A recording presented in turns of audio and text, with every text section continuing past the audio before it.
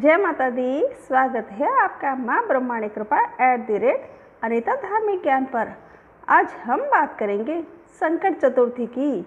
आइए जानते हैं संकट चतुर्थी कब है और इस संकट चतुर्थी को किस नाम से जाना जाता है, इसका मुहूर्त कौन सा है और इसके पारण समय कौन सा है, इसके पीछे की कहानी क्या है, इन सब की आपको जानकारी दूंगी। आप ध्यानपूर्वक सुनिएगा।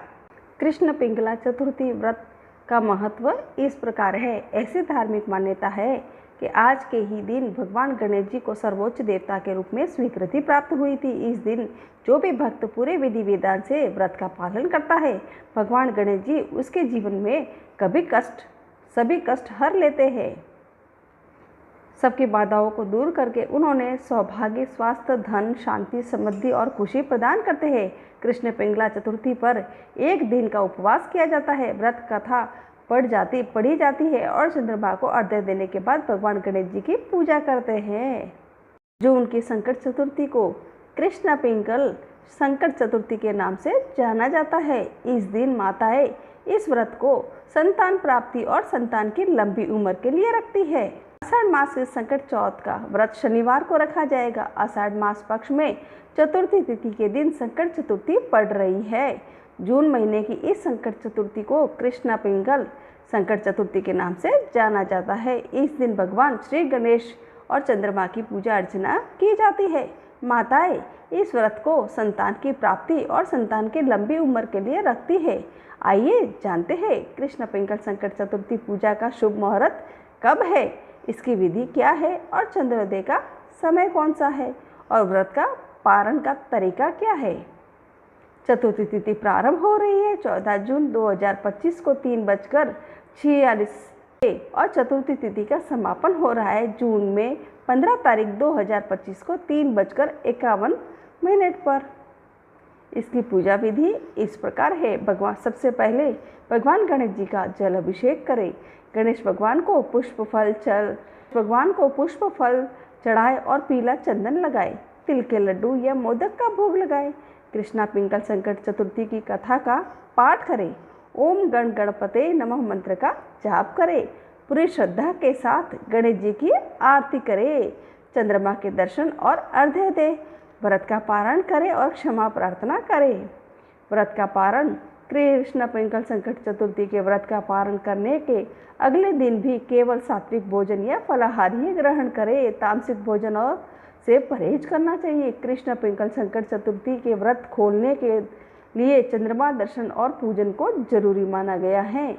इस व्रत को चंद्रमा को अर्घ्य देने के बाद पूर्ण माना जाता है। चंद्रोदय के बाद अपनी सुविधा के अनुसार अर्घ्य देकर व्रत का पारण करना चाहिए और अपनी मनोकामना के लिए पूजा अर्चना करें। चांद निकलने का समय 14 जून को रात में 10:07 पर चंद्रोदय होगा। हालांकि अलग अलग शहरों में चांद निकलने के समय में थोड़ा अंतर हो सकता है। आइए अब मैं आपको कृष्ण पिंगला संकट चतुर्थी की व्रत कथा सुनाती हूँ। द्वापर युग में महिष्मती नगरी में महिजित नाम के एक प्रतापी राजा रहते थे। वे पुण्य कर्म करने वाले और अपनी प्रजा का अच्छे से पालन पोषण करने वाले राजा थे, लेकिन उनकी कोई संतान नहीं थी, जिससे उन्हें राजमहल का वैभव अच्छा नहीं लगता था। वेदों में संतानहीन व्यक्ति का जीवन व्यर्थ माना गया था और संतानहीन व्यक्ति द्वारा पितरों को दिया गया जल पितृग्रहण गर्म जल के रूप में ग्रहण करते हैं। यही सोचकर कि राजा महिजीत के जीवन का बहुत समय व्यतीत हो गया है। पुत्र प्राप्ति के लिए उन्होंने कई दान यज्ञ आदि करवाए, लेकिन फिर भी उन्हें संतान नहीं मिली। एक समय राजा ने विद्वान ब्राह्मणों और प्रजाजनों से इस विषय पर परामर्श किया। राजा ने कहा, हे ब्राह्मणों तथा प्रजाजनों, मेरी कोई संतान नहीं है, अब मेरी क्या गति होगी। मैंने अपने जीवन में कोई पाप नहीं किया, अपनी प्रजा का पुत्र व्रत पालन किया है और धर्म का हमेशा पालन किया है, फिर भी मुझे अब तक पुत्र क्यों नहीं प्राप्त हुआ। यह सुनकर विद्वान ब्राह्मणों ने कहा, हे महाराज, हम लोग इस समस्या का हल ढूंढने की पूरी कोशिश करेंगे। ऐसा कहकर सभी लोग राजा के मनोरथ की सिद्धि के लिए ब्राह्मणों के साथ वन में चले गए। वन में उन्होंने एक श्रेष्ठ मुनि के दर्शन हुए, जो निराहार रहकर अपनी तपस्या से लीन थे। उनका निर्मल नाम नोमेश ऋषि था। सभी लोग उन्हें समक्ष जाकर खड़े हो गए और मुनिराज से कहा कि हे ब्रह्म ऋषि, हम लोगों के दुख का कारण सुनिए। हे भगवान, आप ऐसा कोई उपाय बताइए जिससे इस दुख से निवारण हो सके। महर्षि लोमश ने पूछा, सज्जनों, आप लोग यहाँ किस कारण आए हैं? स्पष्ट रूप से कहिए। प्रजाजनों ने कहा कि हे मुनिवर, हमारे राजा का नाम महिजीत है, जो ब्राह्मणों के रक्षक है, धर्मात्मा है, दानवीर है, शूरवीर है और मधुरभाषी भी है। उन्होंने भी हम लोगों का पालन पोषण किया है, परंतु ऐसा राजा को आज तक संतान की प्राप्ति नहीं हुई।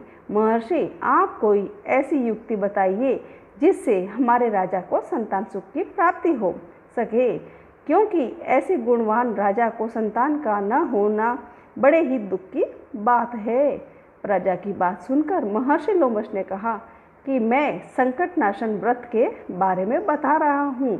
यह व्रत निसंतान को संतान और निर्धनों को धन देता है। आषाढ़ कृष्ण पक्ष की चतुर्थी को एकदंत गजानन नामक गणेश की पूजा करे।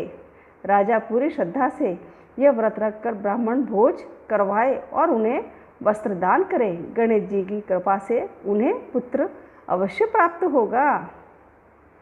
महर्षि लोमश की बात सुनकर सभी लोग उन्हें दंडवत प्रणाम करके नगर में लौट आए और उन्होंने राजा महर्षि को लोमश द्वारा बताए गए उपाय के बारे में बताया।